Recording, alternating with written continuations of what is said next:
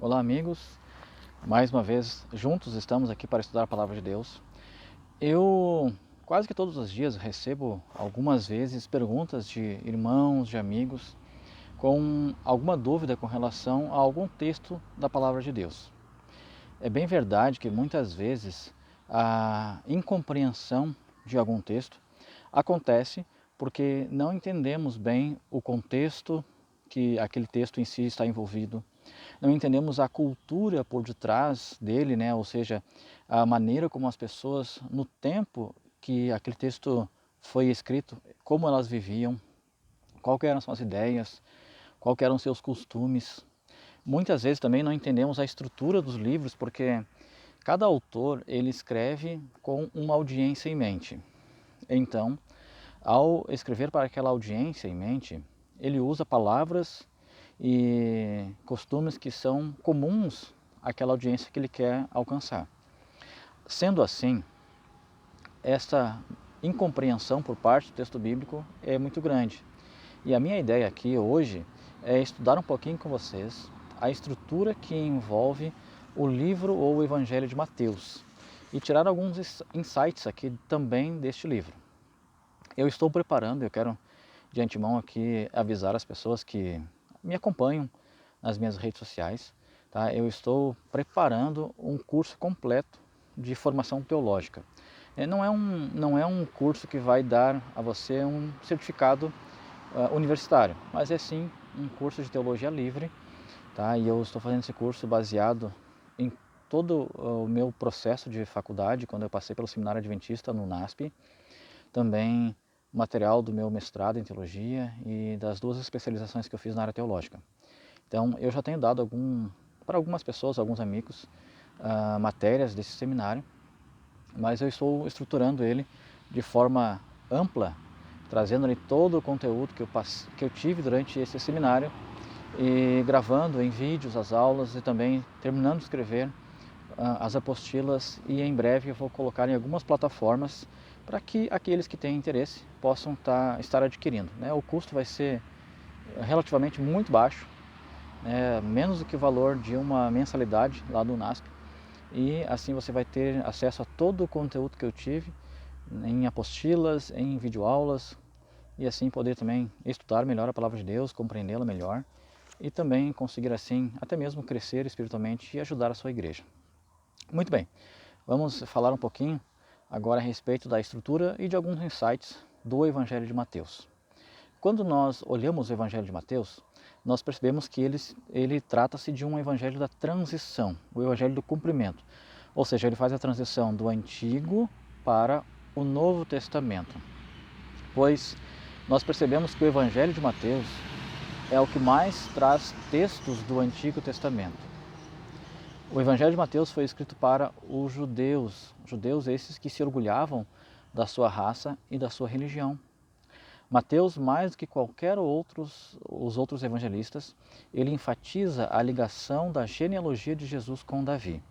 Nós vemos isso no capítulo 1, ali na própria genealogia, no capítulo 9, verso 27, 12, verso 23, 15, verso 22, 21, verso 9 e 21, verso 15. Apenas Mateus refere-se a Jesus como rei das 12 tribos de Israel. Nós vemos isso no capítulo 19, verso 28. Mateus também mostra Jesus como o legítimo herdeiro da casa de Davi. Por essa razão é que Mateus chama Jesus de o filho de Davi. Nós percebemos também que dentro dessa estrutura do Evangelho de Mateus, o evangelista procurou colocar o Evangelho dentro de 5 blocos. E tirando os capítulos 1 e 2 e os capítulos 26 a 28, que são narrativas, o capítulo 1 e 2 narra o nascimento de Jesus e os capítulos 26 a 28 narram a paixão, morte e ressurreição de Cristo. Excetuando esses capítulos, todo o restante do livro ele é formatado em 5 blocos, todos eles trazendo como pano de fundo o reino. E eles são estruturados da seguinte maneira: capítulos 3 a 7, nós temos o anúncio do reino. Jesus está anunciando o reino que viria. Capítulos 8 a 10, nós temos um bloco chamado Poder do Reino. onde nós vemos as ações de Cristo para salvar as pessoas, vemos os milagres. Então, são demonstrações do poder do reino. O capítulo 11 ao 13 é uma seção chamada de o mistério do reino, onde nós temos ali as parábolas, temos as coisas que indicariam esse mistério do reino. Os capítulos 14 a 18 nós temos um bloco chamado a disciplina do reino. E os capítulos 19 a 25 nós temos um bloco interessantíssimo chamado a consumação do reino. São evidências de que o reino de Deus celestial viria, a salvação eterna estaria próxima das pessoas. E esses blocos claramente se percebem porque existe uma espécie de fórmula, uma palavra que descreve essa transição de um bloco para o outro. No capítulo 7, verso 28, ali aparece a expressão acabou. Ou seja, aquilo que estava sendo falado até aquele momento, aquele primeiro bloco, acabou e agora inicia-se um outro bloco, o segundo. E nós temos então no capítulo 7, verso 28, a palavra acabou, como uma indicação da troca de bloco. No capítulo 11, verso 1, nós temos novamente a expressão acabado agora. No capítulo 13, verso 53, tendo proferido, indicando que Jesus terminou de falar uma série de coisas, agora vai dar início a outra série. No capítulo 19, verso 1, diz concluído. E no capítulo 26, verso 1, novamente aparece a palavra acabado. E assim nós temos a organização desses 5 blocos dentro do Evangelho de Mateus. Passo a passo em Mateus, Jesus é o cumprimento do Antigo Testamento. Nós vemos isso no capítulo 1, verso 22 e 23, capítulo 2, verso 15, 17 e 18, capítulo 4, verso 14 a 16, capítulo 8, verso 17, capítulo 12, versos 17 a 21, capítulo 13, verso 35, capítulo 21, versos 1 a 4, capítulo 27, versos 9 a 10. Todos estes versos vão de alguma maneira mostrar que Jesus é o cumprimento do Antigo Testamento. E Jesus faz referência aos passos do povo de Israel, ou melhor, Mateus faz referência comparando os passos de Jesus aos passos do povo de Israel no Antigo Testamento. No capítulo 3, por exemplo, nós vemos Jesus passando pelas águas, as águas do batismo. No Antigo Testamento, nós vemos o povo de Israel passando pelas águas, as águas do Mar Morto. Do Mar Vermelho. No capítulo 4, vemos Jesus, após passar pelas águas, as águas batismais, Jesus vai para o deserto, onde ele fica ali 40 dias. No Antigo Testamento, depois que o povo passa pelas águas do Mar Vermelho, eles vão para o deserto, onde eles ficam um período lá no deserto.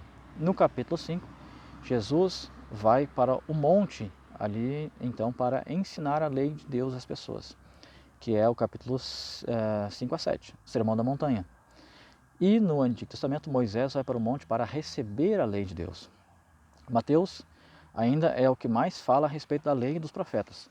Nós vemos isso no capítulo 5, verso 17 e 18, capítulo 7, verso 12, 11, verso 13 e 22, verso 40. O início do Evangelho de Mateus mostra também a graça de Deus. Vemos no capítulo 1 a genealogia de Jesus, e essa genealogia traz para a família de Jesus pessoas que, podemos dizer assim, eram bem problemáticas. Eram pessoas marcadas por grandes pecados. E essas pessoas foram não só perdoadas, mas aceitas dentro da família de Cristo. No capítulo 2, nós vemos a graça, agora novamente, através de José. Quando José descobre que Maria estava grávida, ele poderia ter humilhado Maria, ele poderia ter levado Maria para ser apedrejada, mas ele escolhe perdoar Maria, entende que Deus realmente era o agente por trás daquela gravidez e ele recebe Maria como sua esposa. E vemos assim uma evidência da graça de Deus também. Bom, aqui foi apenas uma pequena ideia da estrutura do Evangelho de Mateus. Com base nela, você, eu acredito, começa a conseguir olhar de forma melhor agora como muitas vezes uma história relatada por Mateus é diferente da história relatada por Marcos, Lucas ou João, mesmo que seja a mesma história. Porque a audiência de Mateus é o povo de Israel. A audiência de Marcos é outra audiência e eu vou falar isso num vídeo posterior. Então, obrigado por ter ficado comigo. Continue assistindo os vídeos para que você possa compreender cada vez mais a palavra de Deus.